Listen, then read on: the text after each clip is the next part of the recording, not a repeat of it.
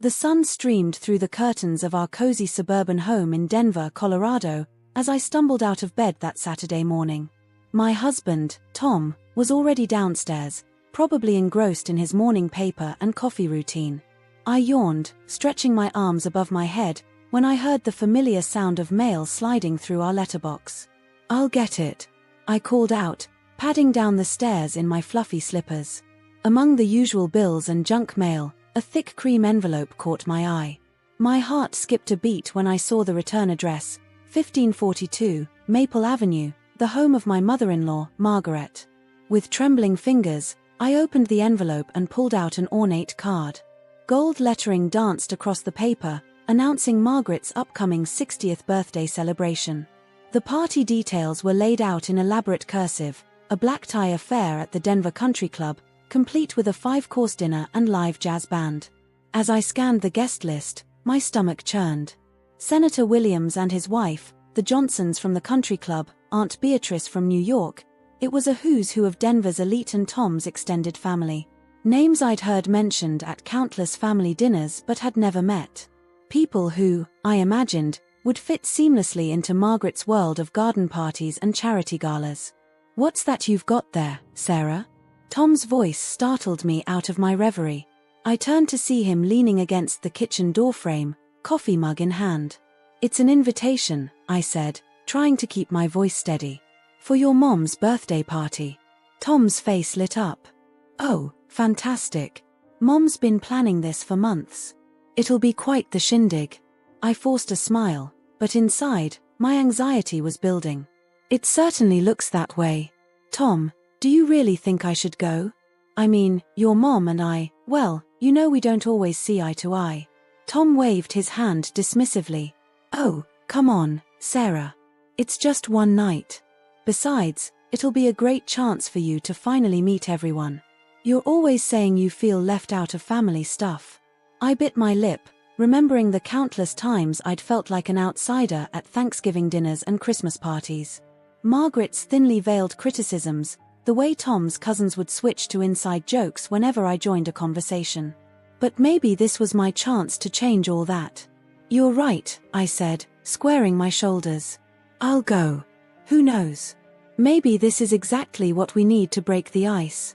Over the next few days, I threw myself into party preparations. I spent hours at the mall, trying on dress after dress until I found the perfect one, a deep blue number that hugged my curves just right. I practiced my small talk in front of the mirror, rehearsing anecdotes that I hoped would impress Margaret's friends. "So, Sarah," I mimicked Margaret's friend Judith's nasally voice, "what is it you do again?" "Well, Judith," I replied to my reflection, "I'm a kindergarten teacher. It's so rewarding to shape young minds." But as the party drew nearer, my confidence began to waver. I found myself lying awake at night, imagining all the ways things could go wrong. What if I used the wrong fork at dinner? What if I laughed too loudly at someone's joke? What if Margaret introduced me as Tom's wife instead of by my name, like she'd done at the last family gathering? 2 days before the party, I was at work, helping little Timmy with his alphabet when my phone buzzed. Margaret's name flashed on the screen. My heart raced as I excused myself and stepped into the hallway to take the call. "Hello, Margaret," I said, trying to sound cheerful. "Sarah." Her voice was cold, devoid of any warmth. "I'm calling about the party." "Oh yes, Tom and I are looking forward to it. I found a lovely gift that I think that won't be necessary." Margaret cut me off. "I'm afraid you're no longer welcome at the celebration." The words hit me like a physical blow. I don't understand. Did something happen?" "Nothing happened, Sarah. It's simply that, well, you don't really belong to this family. I think it's best if you sit this one out." I stood there, phone pressed to my ear, as students and teachers bustled past me in the hallway.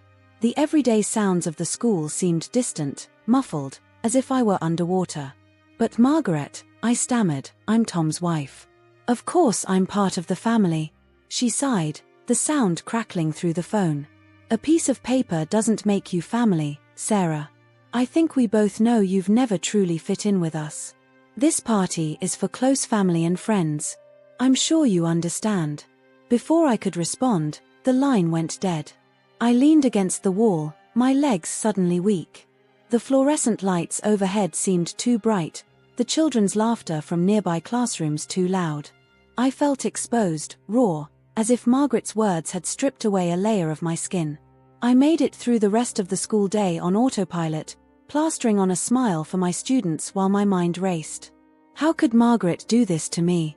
After all these years, all my efforts to be the perfect daughter-in-law, the thoughtful Christmas gifts, the polite conversation at family dinners, the times I'd bitten my tongue when she criticized my cooking or my clothes or my career choice. As I drove home that evening, my sadness gave way to anger. Who was Margaret to decide who belonged in the family? I was Tom's wife, for heaven's sake.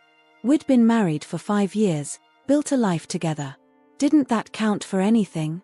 By the time I pulled into our driveway, I'd made up my mind. I wasn't going to take this lying down. I'd talk to Tom, make him see how unfair his mother was being. Surely he'd stand up for me, tell Margaret that we were a package deal. I found Tom in his study, poring over some work documents. He looked up as I entered, his brow furrowing at the expression on my face. "Sarah, what's wrong? You look like you've seen a ghost." I took a deep breath, steeling myself. "Tom, we need to talk. It's about your mother's party." As I recounted my conversation with Margaret, I watched Tom's face carefully, looking for signs of the outrage I felt. But his expression remained frustratingly neutral, even as I described his mother's cutting words. "Well," I said when I'd finished. "Aren't you going to say anything?" Tom leaned back in his chair, running a hand through his hair. "Look, Sarah, I'm sure Mom didn't mean it like that. You know how she gets when she's stressed about these big events." I stared at him in disbelief. "Didn't mean it like that? Tom, she literally said I don't belong in this family. How else could she have meant it?" He shrugged, a gesture that made my blood boil. "Maybe you misunderstood. Or maybe she was just having a bad day. I wouldn't read too much into it." "A bad day?" I repeated, my voice rising. "Tom, she uninvited me from her birthday party. Your wife. How can you be so casual about this?" "You're just looking for trouble," he said, shaking his head with a laugh that felt like a slap in the face. "It's just a party, Sarah. You'll get over it." I stood there, mouth agape, as Tom turned back to his work as if the matter was settled. In that moment, I felt more alone than I ever had before. My husband, the person who was supposed to be my partner, my defender, was dismissing my feelings as if they were nothing more than a minor inconvenience. As I left his study, closing the door perhaps a bit more forcefully than necessary, I felt something shift inside me. A realization that had been building for years, pushed down and ignored, finally bubbled to the surface.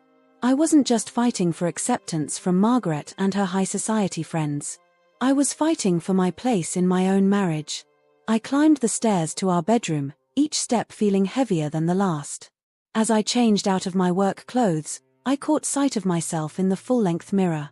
The woman staring back at me looked tired, defeated. But there was something else in her eyes, a spark of defiance, of determination. I may not have belonged in Margaret's world of country clubs and charity galas. But I belonged to myself. And maybe, just maybe, it was time I remembered that. The next morning, I woke up feeling as if I hadn't slept at all. The weight of yesterday's events pressed down on me, making even the simple act of getting out of bed feel like a monumental task. I could hear Tom downstairs, the clinking of his coffee mug against the counter, a familiar sound that now felt oddly distant. I dragged myself to the bathroom, wincing at my reflection in the mirror. Dark circles shadowed my eyes, and my usually neat brown hair was a tangled mess. As I splashed cold water on my face, I tried to summon the strength to face another day, to paste on a smile and pretend everything was fine. But everything wasn't fine. Margaret's words echoed in my head, "You don't really belong to this family." And Tom's dismissive laughter still rang in my ears, a cruel reminder that I was alone in this battle. I made my way downstairs, bracing myself for the inevitable awkwardness. Tom was at the kitchen table, scrolling through his phone while he sipped his coffee. He looked up as I entered, his expression unreadable. "Morning," he said, his tone casual as if nothing had happened. "There's coffee in the pot if you want some." I nodded, not trusting myself to speak just yet. As I poured myself a cup, I could feel Tom's eyes on me. The silence stretched between us, thick with unspoken words. Finally, I couldn't take it anymore. I turned to face him, my hands wrapped tightly around my mug. "Tom, we need to talk about what happened yesterday."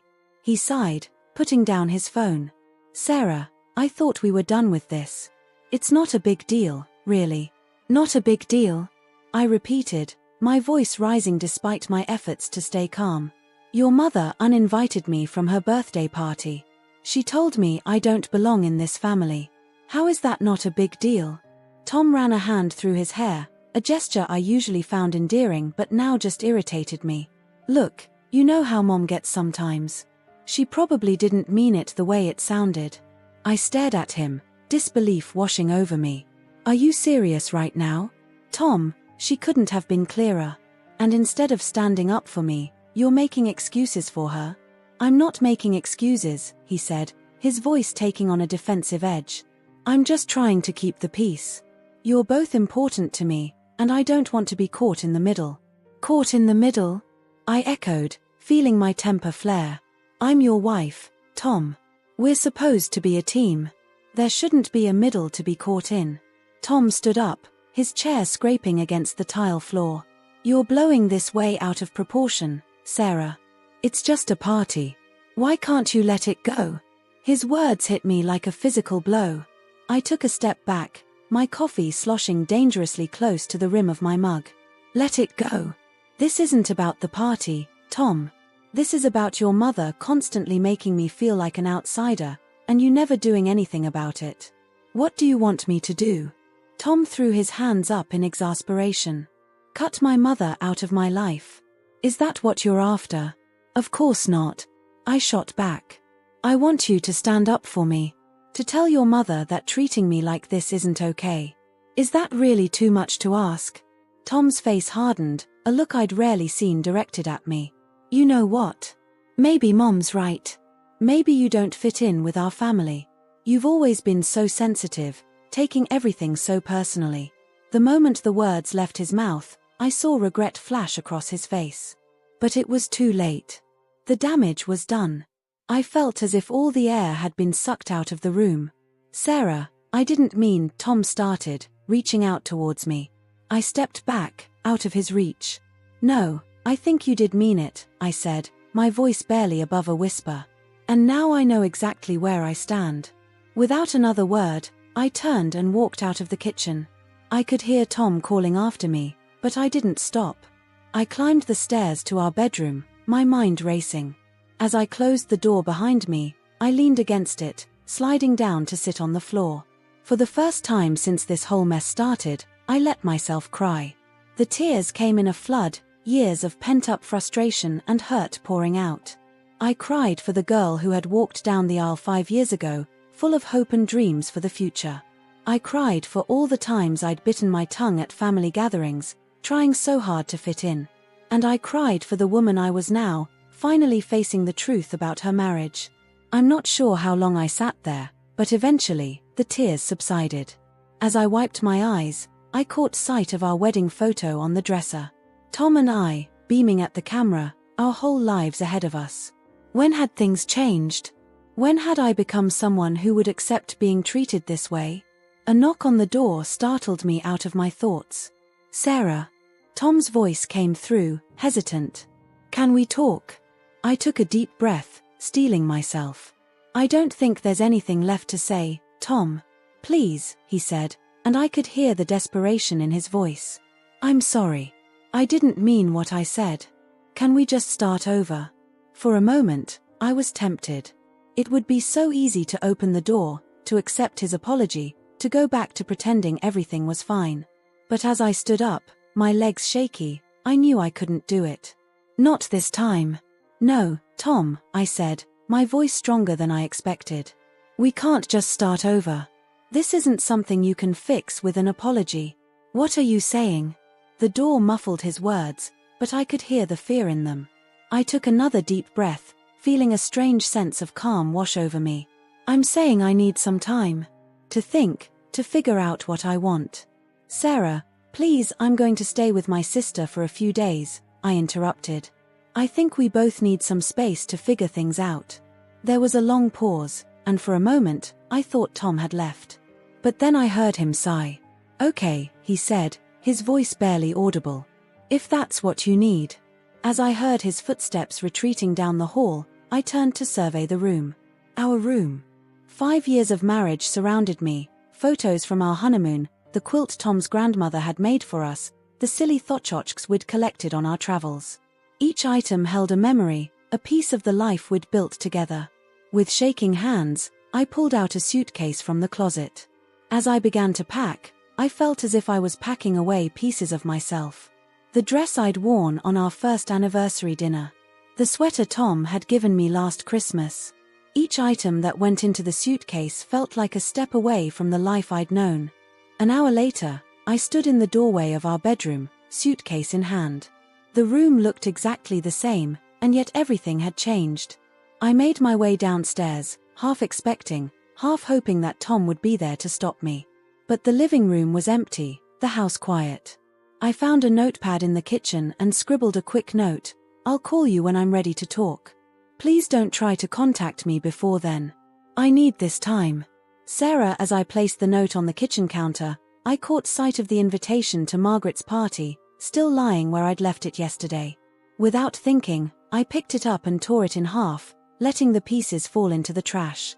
The sun was setting as I loaded my suitcase into my car. Our neighbors, the Johnsons, were out walking their dog. They waved cheerfully, oblivious to the turmoil behind our perfectly manicured lawn and freshly painted shutters. I waved back, the gesture automatic, before getting into my car. As I backed out of the driveway, I caught a glimpse of movement at the upstairs window. Tom, watching me leave. For a moment, our eyes met, and I saw a flicker of something, regret? Fear? Cross his face.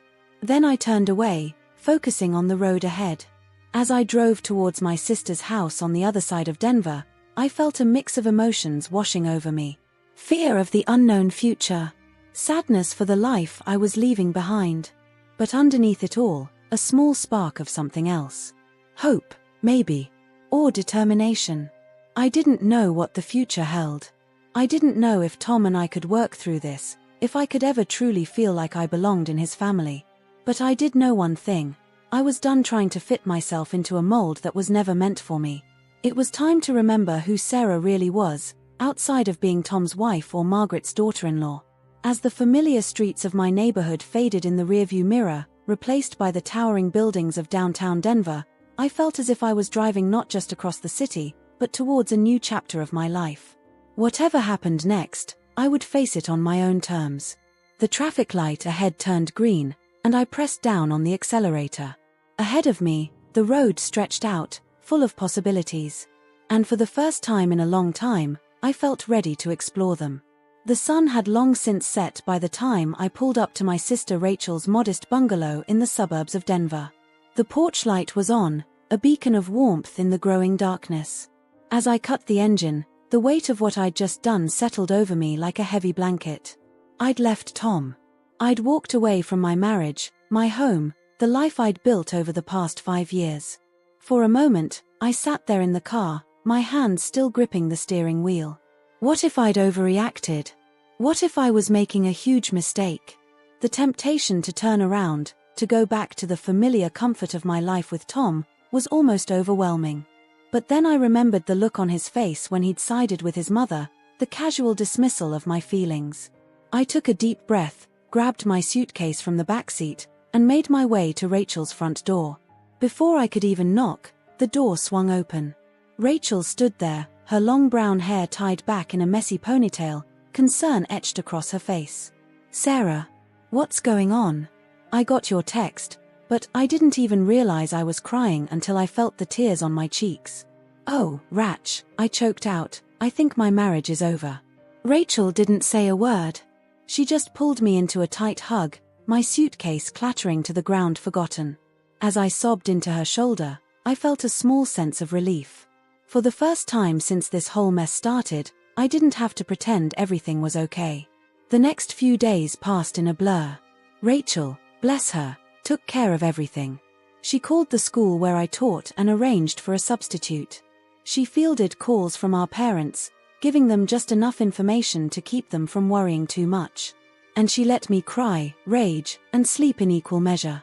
It was on the 4th day of my self-imposed exile that Rachel finally broached the subject. We were sitting on her back porch, watching the sun set over the distant Rocky Mountains, when she turned to me. "So," she said, her tone carefully neutral, "what's your plan, Sarah?" I stared into my mug of tea, watching the steam curl into the cooling evening air. "I don't know," I admitted. "I haven't really thought beyond getting away." Rachel nodded, not pushing. "Well, you know you can stay here as long as you need. But, have you talked to Tom at all?" I shook my head. "He's called a few times, left some messages. I'm not ready to talk to him yet." "I get that," Rachel said. "But Sarah, at some point, you're going to have to make a decision. You can't stay in limbo forever." I knew she was right, but the thought of making any kind of decision felt overwhelming. How could I decide the course of my entire future when I could barely get through each day? "I know," I said finally. "I just need a little more time." Rachel reached out and squeezed my hand. "Take all the time you need, sis. I'm here for you, no matter what." That night, as I lay in Rachel's guest room staring at the unfamiliar ceiling, I found myself thinking about the girl I used to be before I met Tom. I'd been so independent, so sure of myself. I'd had dreams of traveling the world, of making a difference in my students' lives. When had I started to lose that part of myself? The next morning, I woke up with a sense of purpose I hadn't felt in days. I showered, put on some of the clothes I'd hastily packed, and made my way downstairs. Rachel was already in the kitchen, nursing a cup of coffee. "I want to go for a walk," I announced. "Is there a park nearby?" Rachel looked surprised but pleased. "Yeah, there's a nice one about a block away. Want me to come with you?" I shook my head. "No, I think I need to do this on my own. But thanks." The park was small but well maintained, with a winding path that circled a small lake. As I walked, I found my mind clearing for the first time in days. The gentle lapping of the water against the shore, the rustle of leaves in the breeze, it all helped to quiet the chaos in my head.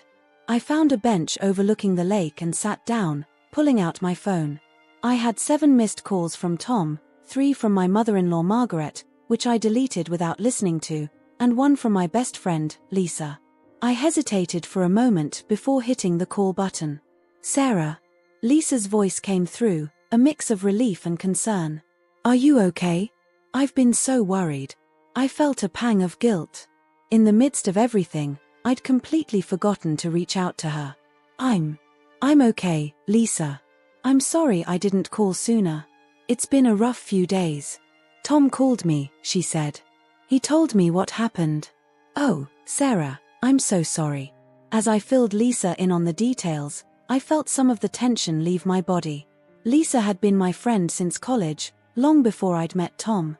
She knew me in a way that even Rachel didn't. "So what are you going to do?" she asked when I'd finished. I sighed, watching a family of ducks glide across the lake. "I don't know. Part of me wants to go back, to try and make things work. But another part what?" Lisa prompted gently. "Another part of me feels free," I admitted, the realization hitting me as I said it out loud. Like maybe this is my chance to figure out who I really am, outside of being Tom's wife or Margaret's daughter-in-law. "That's not a bad thing, you know," Lisa said. "Sometimes we need to step away to see things clearly." We talked for a while longer, Lisa offering a sympathetic ear and gentle advice. By the time I hung up, I felt lighter somehow, more centered. As I made my way back to Rachel's house, I found myself noticing things I'd missed on the way out. The way the morning light filtered through the trees, the cheerful good mornings from other early risers out for their morning jogs or dog walks. It was as if I was seeing the world with new eyes. Back at the house, I found Rachel in the living room, working on her laptop. She looked up as I entered, a smile spreading across her face. "You look better," she observed. "Good walk?" I nodded, sinking into the armchair across from her. "Yeah, it was. Ratch, I think I need to make some changes." Rachel closed her laptop, giving me her full attention. What kind of changes? I don't know exactly, I said, the ideas forming as I spoke. But I can't go back to how things were. Even if Tom and I work things out, I need to find myself again. Does that make sense? Perfect sense, Rachel said, reaching out to squeeze my hand. So where do you want to start? Over the next few days, I threw myself into rediscovering who Sarah was, outside of her roles as wife and daughter-in-law. I dug out my old sketchbooks, surprised to find that I still had a knack for drawing. I signed up for a yoga class at the local community center, something I'd always wanted to try but never had because Tom thought it was too new age. I even reached out to an old college friend who ran a summer program teaching English in Spain. It had been a dream of mine to do something like that, but I'd put it aside when I got married. Now, as I filled out the application, I felt a spark of excitement I hadn't experienced in years. As the days turned into weeks, I felt myself growing stronger, more confident. I still hadn't spoken to Tom, but I'd listened to his voicemails. They ranged from angry to pleading to resigned, and each one tugged at my heart in a different way. But I knew I wasn't ready to face him yet. I needed to be sure of myself, of what I wanted, before I could have that conversation. It was almost a month after I'd left when I finally felt ready to make a decision. I was sitting in Rachel's backyard, sketching the sunset, when she joined me. "That's beautiful," she said, nodding at my drawing. "You know, I'd forgotten how talented you are." I smiled, adding a few final touches to the sketch. "Thanks. I'd kind of forgotten too." Rachel was quiet for a moment, then said, "Tom called me today." I felt my hand tighten on the pencil. "Oh. He wants to know if you'll meet with him," Rachel said gently. "He says he's ready to listen, really listen, if you're willing to talk." I set down my sketchbook, looking out at the fading light. The sun was sinking behind the mountains, painting the sky in brilliant shades of orange and pink. It was ending, yes, but with the promise of a new day to come. "You know what?" I said, turning to Rachel with a small smile. "I think I'm ready to talk too." As I went to bed that night, I felt a sense of calm I hadn't experienced in years. I didn't know what tomorrow would bring, whether Tom and I could rebuild what we'd lost or if it was time to go our separate ways. But for the first time in a long time, I wasn't afraid of the unknown. Whatever happened, I knew I'd be okay. Because I'd rediscovered something important, the strength that had been inside me all along. The small apartment felt cavernous in its silence.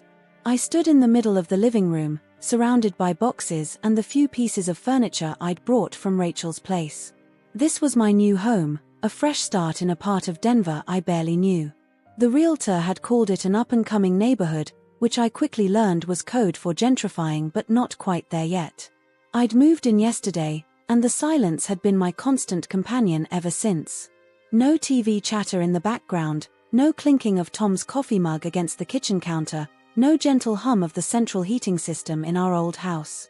Just silence, punctuated by the occasional siren or car horn from the street below. As I unpacked my clothes, hanging them in the tiny closet of my new bedroom, I found myself listening for sounds that weren't there. The creaking of the stairs in our old house, the distant laughter of the neighbors' kids playing in their backyard. The absence of these familiar noises was almost deafening. I picked up my phone, scrolling through my contacts out of habit. Tom's name stared back at me, a silent accusation. It had been weeks since I'd left, and he hadn't called once. Part of me was relieved. I'd needed this time to think, to rediscover who I was outside of our marriage. But another part, a part one was trying hard to ignore, felt a pang of hurt at his silence. Shaking off the feeling, I turned my attention to the task at hand. I had a life to rebuild, and wallowing in silence wasn't going to help. I plugged in my old radio, a relic from my college days that had somehow survived multiple moves. The sounds of a local jazz station filled the apartment, chasing away some of the oppressive quiet. Over the next few days, I fell into a routine of sorts. Mornings were spent at the local coffee shop, sipping lattes and working on my laptop. I'd taken a leave of absence from my teaching job, using the time to explore freelance writing opportunities. It was something I'd always wanted to try, and now seemed like the perfect time to take the plunge. Afternoons were dedicated to exploring my new neighborhood. I discovered a small art gallery tucked away on a side street, its walls adorned with works by local artists. The owner, a friendly woman named Mia, welcomed me warmly when I wandered in one day. New to the area, she asked, noticing my wide-eyed exploration of the space. I nodded, offering a small smile. Just moved in a few days ago. I'm Sarah. Welcome, Sarah, Mia said, her smile genuine. Always good to see new faces around here. You an artist yourself? I hesitated, thinking of the sketchbooks I'd recently rediscovered. I used to be. It's been a while, though. Mia's eyes lit up. Well, if you ever want to get back into it, we have a weekly sketching group that meets here. Very casual, very supportive. You should join us sometime. I left the gallery with a flyer for the sketching group and a feeling of warmth I hadn't experienced in a long time. It was a small thing, this invitation, but it felt like a lifeline in a sea of uncertainty. As the days turned into weeks, I found myself settling into my new life. The silence that had once felt oppressive began to feel more like a blank canvas, waiting to be filled with new experiences and possibilities. I joined Mia's sketching group, rediscovering the joy of putting pencil to paper.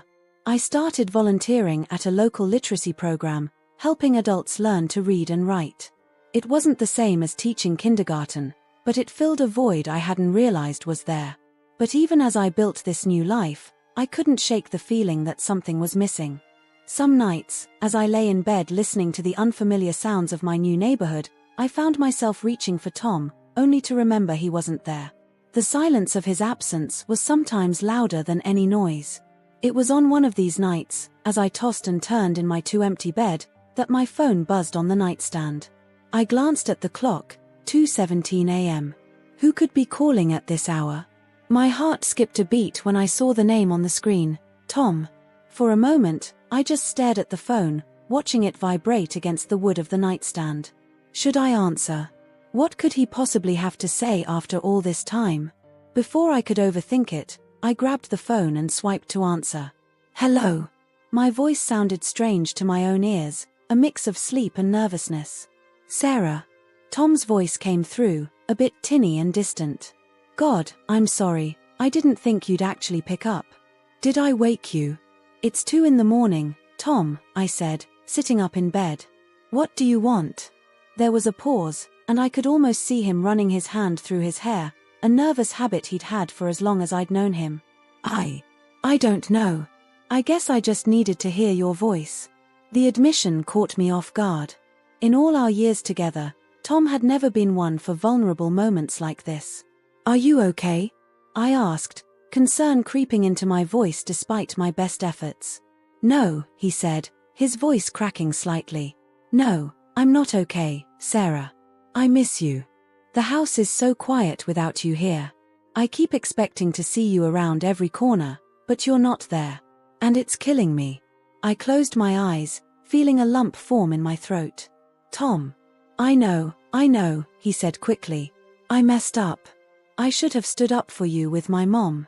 I should have been a better husband. But Sarah, please, can we talk? Really talk. I want to make this right. I took a deep breath, trying to sort through the whirlwind of emotions his words had stirred up. Part of me wanted to say yes, to rush back to the familiarity of our life together. But another part, the part that had been growing stronger over these past weeks, held me back. I don't know, Tom, I said finally. A lot has changed. I've changed. I know, he said, his voice soft. I can hear it in your voice. You sound stronger, more sure of yourself. It's good, Sarah. It's what I always loved about you, even if I didn't always show it. His words hit me like a physical blow. It was everything I'd wanted to hear for so long, but was it too late? Can we meet? Tom asked, a note of hope in his voice. Just to talk. No pressure, no expectations. I need to see you. I glanced at the clock again. 2:36 a.m. In the silence of my new apartment, with the weight of our shared history hanging between us, I made a decision. Okay, I said. Let's meet. But Tom, I can't promise anything.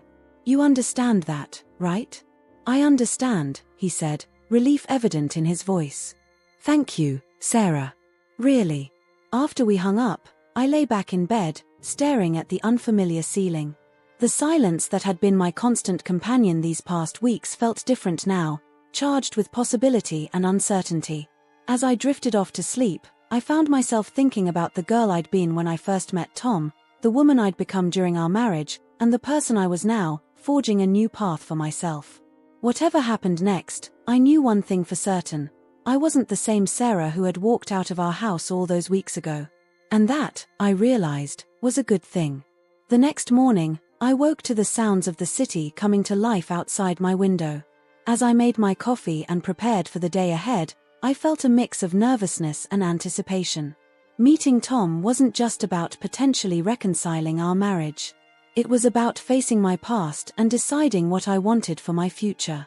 I spent the morning at my usual coffee shop, trying to focus on my writing but finding my thoughts constantly drifting to the upcoming meeting. What would I say to Tom?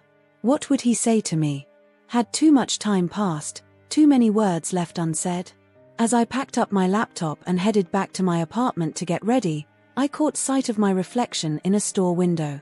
The woman looking back at me seemed different somehow, more confident, more self-assured.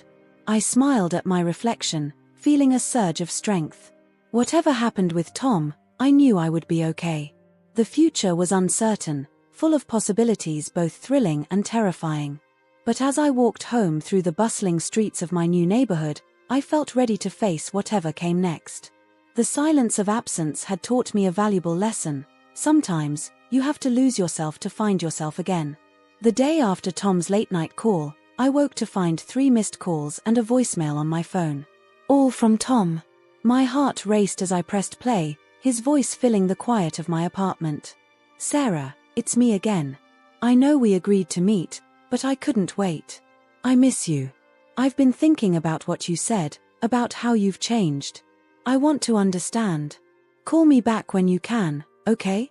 I sat on the edge of my bed, phone clutched in my hand, torn between the urge to call him back immediately and the need to maintain the distance I'd fought so hard to establish. In the end, I decided to wait. I needed time to process, to prepare myself for whatever conversation lay ahead.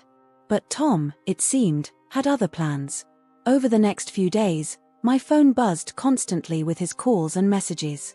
At first, I tried to ignore them, to stick to my routine of writing at the coffee shop and exploring my new neighborhood. But as the calls continued, I found myself increasingly distracted, my thoughts constantly drifting to Tom and the life I'd left behind. On the 3rd day, as I sat in Mia's art gallery, attempting to sketch but mostly staring blankly at my paper, my phone buzzed again. Tom's name flashed on the screen, and before I could stop myself, I answered. Tom, you've got to stop calling like this, I said, my voice a mix of frustration and concern. I know, he replied, his words tumbling out in a rush. I'm sorry, Sarah. It's just, I can't stop thinking about you. About us.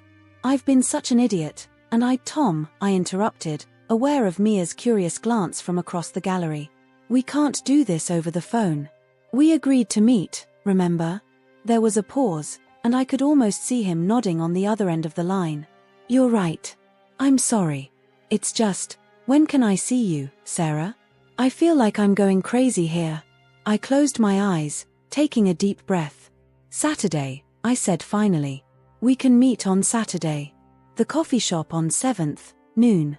Okay, he said, relief evident in his voice. Thank you, Sarah. I'll be there.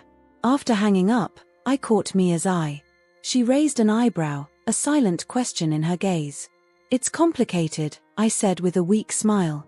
Mia nodded, understanding in her eyes. Isn't it always? The next few days passed in a blur of anticipation and dread. Tom's calls continued, though less frequently now that we had a set meeting time. Each voicemail was a mix of apology and longing, his voice alternating between confident and uncertain. I've been thinking about what you said, about how I never stood up to my mother, one message began. You were right. I was a coward, and I'm so sorry, Sarah. Another, remember our first date? That little Italian place downtown? I drove by it today and all I could think about was how beautiful you looked that night. How did I ever let things get so messed up between us?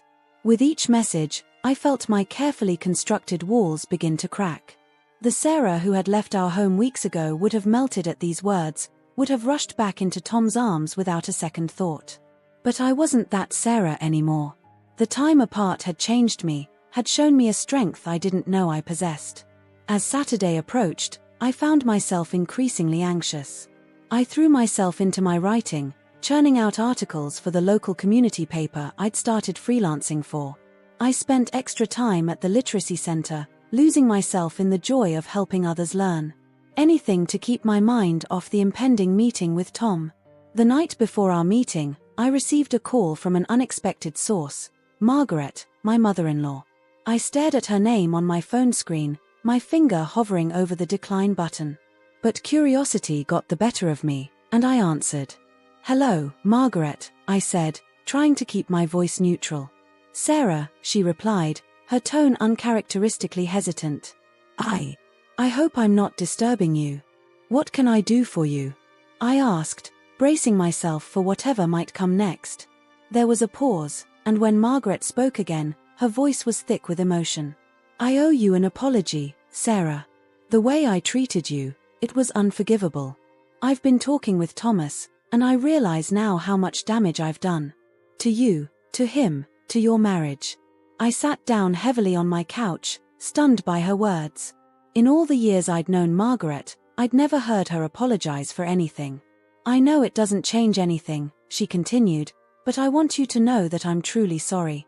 And if you decide to give Thomas another chance, well, things will be different. I promise you that." As I hung up the phone, my mind was reeling. Margaret's apology, Tom's persistent calls, the looming meeting tomorrow, it all swirled together in a confusing mix of emotions. Part of me wanted to believe that things could change, that we could start over. But another part, the part that had grown stronger in my time alone, wasn't sure if that was what I wanted anymore.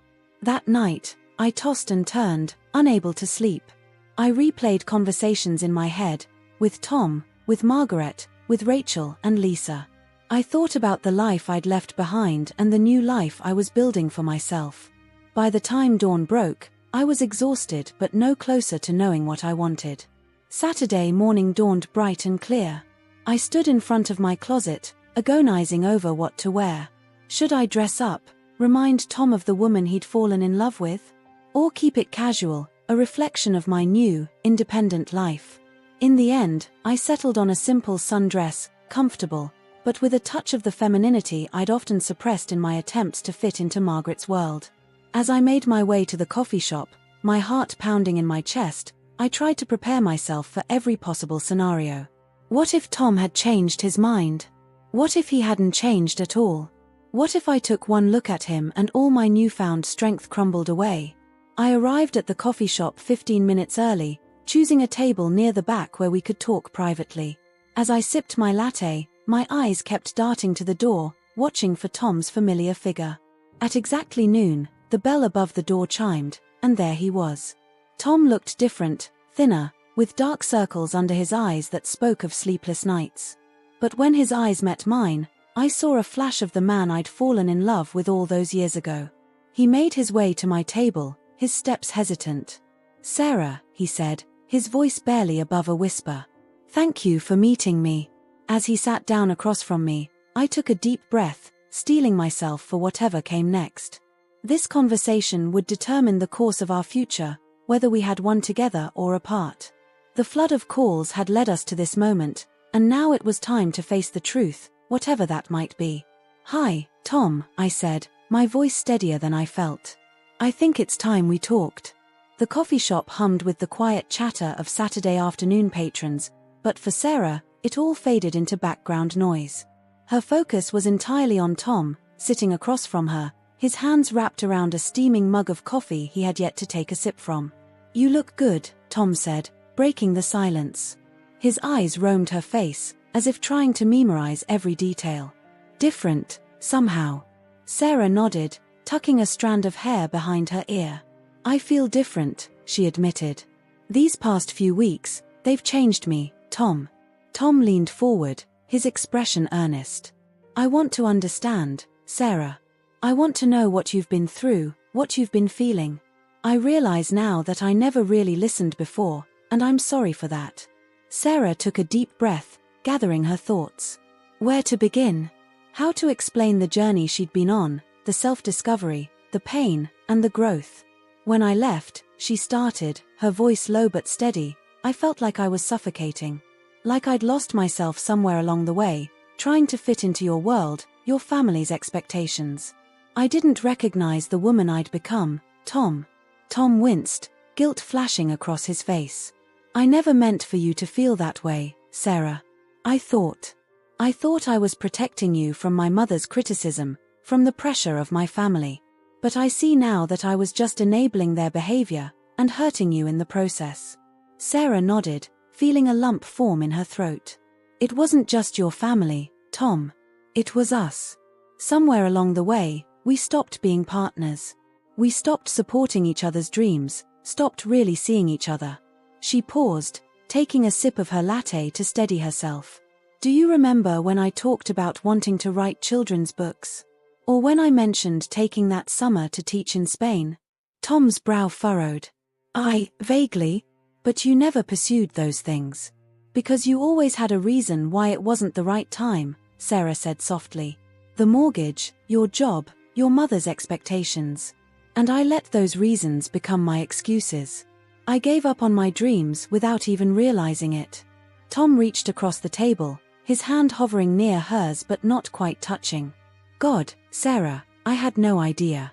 I never meant to hold you back. I thought I was being practical, responsible. I didn't realize I was stifling you. Sarah looked at his hand, so close to hers. It would be easy to reach out, to bridge that gap. But she held back, needing to say everything that had been bottled up inside her for so long.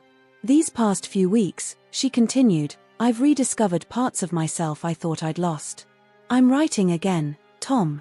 Not just articles for the local paper, but stories. I've joined an art group. I'm volunteering at a literacy center. For the first time in years, I feel like I'm living, not just existing. Tom withdrew his hand, leaning back in his chair. His face was a mix of emotions, pride, regret, and something that looked a lot like fear. You've built a whole new life without me, he said quietly. Sarah shook her head. Not without you, Tom. For myself. There's a difference. They sat in silence for a moment, the weight of their words hanging between them. Sarah watched as Tom seemed to struggle with what to say next. Finally, he spoke. I've done a lot of thinking too, these past weeks. About the kind of husband I've been, the kind of man I want to be. I've had some hard conversations with my mother, with myself. Sarah raised an eyebrow, remembering her conversation with Margaret. Your mother called me, you know. She apologized. Tom looked surprised. She did. I knew she was feeling guilty, but I didn't think she'd actually call you. That's big for her, Sarah. It was unexpected, Sarah agreed. But Tom, while I appreciate it, this isn't just about your mother. It's about us. About who we are together, and who we are apart. Tom nodded, his expression serious. I know. And I want you to know, Sarah, that I support you. All of you. Your dreams, your aspirations, your need for independence. I see now how I took you for granted, how I assumed you'd always be there, fitting into the life I thought we should have. But that's not fair to you, and it's not the kind of marriage I want. Sarah felt tears prick at the corners of her eyes. It was everything she had wanted to hear for so long. But was it too late? I love you, Sarah, Tom continued, his voice thick with emotion. I love the woman you were when we met, the woman you are now, and every version in between. I want to be the kind of husband who supports your growth, who stands by you no matter what. If you'll give me another chance, I promise to be that man. Sarah closed her eyes, feeling the weight of the decision before her. Could they rebuild what they had lost? Could she trust that things would really be different? Tom, she said, opening her eyes to meet his gaze. I love you too. I never stopped loving you. But love isn't always enough. We need trust, support, understanding.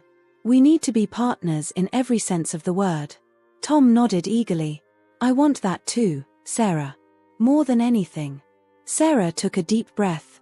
If we do this, if we try again, things need to change. Not just with your mother, but with us. I need to know that you'll support my dreams, even when they're inconvenient or don't fit into the plan. I need to know that you'll stand by me, even when it means standing up to your family. I will, Tom said firmly. I promise you, Sarah. No more putting my family's expectations above our happiness. No more dismissing your dreams or your feelings. I want us to be a team, to face everything together. Sarah felt a flutter of hope in her chest, but she tamped it down. She needed to be sure. It won't be easy, Tom. We've both changed. We'll need to get to know each other again, to rebuild the trust we've lost. Tom reached out, gently taking her hand in his. This time, Sarah didn't pull away. I'm willing to do the work, Sarah. Whatever it takes. Counseling, date nights, long talks, anything to make this right. I just want a chance to show you that I can be the husband you deserve. Sarah looked at their joined hands, feeling the familiar warmth of Tom's touch. She thought about the life she'd built in the past few weeks, the independence she'd found. But she also thought about the life they'd shared, the good times alongside the bad. The love that, despite everything, had never truly faded. Okay, she said softly, squeezing Tom's hand. Let's try. But we take it slow, okay? I'm not moving back home right away. We date, we talk, we rebuild. And I keep my apartment, my independence, at least for now. Relief and joy washed over Tom's face. Absolutely, he agreed. We'll do this right, Sarah. I promise. As they left the coffee shop, walking hand in hand into the bright Denver afternoon, Sarah felt a mix of emotions. There was hope for the future, tinged with caution born from past hurts. There was love for Tom, deepened by the understanding they'd gained. And there was pride in herself, in the strength she'd found and the woman she'd become. She didn't know what the future held. Rebuilding their marriage would take time, effort, and patience. There would be challenges ahead, old habits to break, and new ways of communicating to learn. But as she looked at Tom, saw the determination and love in his eyes, she felt ready to face whatever came next. They had both changed, grown in their time apart. Now, they had the chance to grow together, to build a partnership stronger than before. It wouldn't be easy, but Sarah realized that the best things in life rarely were. As they reached her car, Tom pulled her into a gentle embrace. Thank you, he whispered into her hair, for giving us another chance. Sarah hugged him back, feeling the familiar contours of his body against hers. Thank you, she replied, for seeing me, really seeing me. They parted with a promise to meet again soon, to continue the conversation they'd started. As Sarah drove back to her apartment, she felt a sense of peace settle over her. The journey wasn't over. In many ways, it was just beginning. But for the first time in a long time, she felt hopeful about the road ahead. She thought about the woman she'd been when she left their home all those weeks ago, scared and unsure. She thought about the woman she'd become, strong and independent. And she thought about the woman she was now, ready to combine the best of both as she moved forward. The sun was setting as Sarah reached her apartment building, painting the Denver sky in brilliant shades of orange and pink. As she looked up at the colorful display, she smiled. It was a new day, a new chapter. And she was ready to write it, on her own terms, with Tom by her side as a true partner. Whatever challenges lay ahead, Sarah knew one thing for certain. She had found her voice, her strength, herself. And she would never lose sight of that again.